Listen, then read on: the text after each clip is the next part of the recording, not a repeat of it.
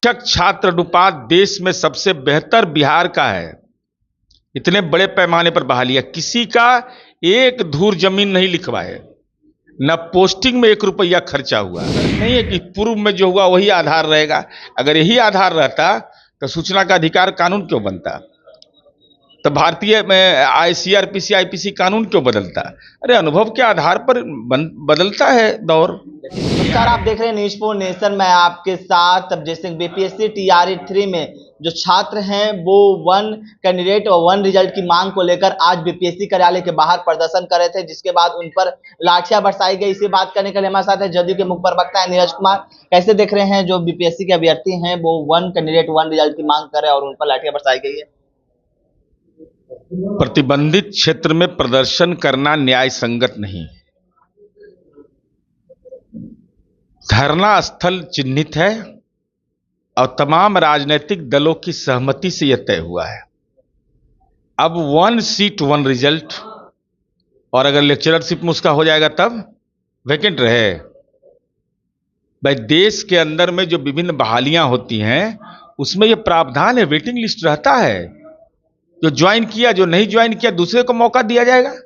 लेकिन इसके चलते 2 साल 3 साल बैठा रहेगा कोई व्यक्ति। और शिक्षकों की बहाली में देश में नीतीश कुमार जी ने मानक स्थापित कर दिया। शिक्षक छात्र अनुपात देश में सबसे बेहतर बिहार का है। इतने बड़े पैमाने पर बहालियां, किसी का एक धूर जमीन नहीं लिखवाए, न पोस्टिंग में 1 रुपया खर्चा हुआ।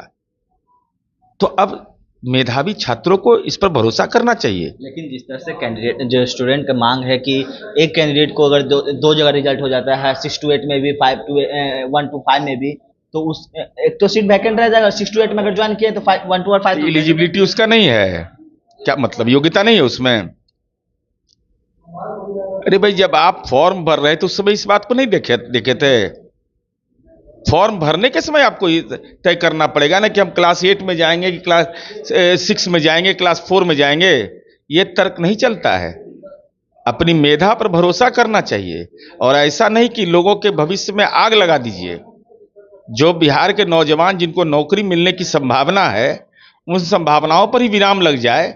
हमारी मांग से, अव्यावहारिक मांग से, यह बिल्कुल अव्यावहारिक मांग है। टीआरई 2 में सप्लीमेंट्री रिजल्ट की भी मांग कर रहे हैं जो बीपीएससी छात्र हैं। वो लगातार प्रदर्शन इसके लिए काफी लंबे समय से काम कर रहे हैं। सप्लीमेंट्री रिजल्ट देना नहीं देना ये बीपीएससी का अधिकार है और मांग करना उनका अपना अधिकार है। लेकिन कोई मांग पूर्व में ऐसा हुआ ये उद्धरण पेश करके नहीं किया सकता है। अगर यह उद्धरण माना जाएगा तो बिहार ने तो किया है।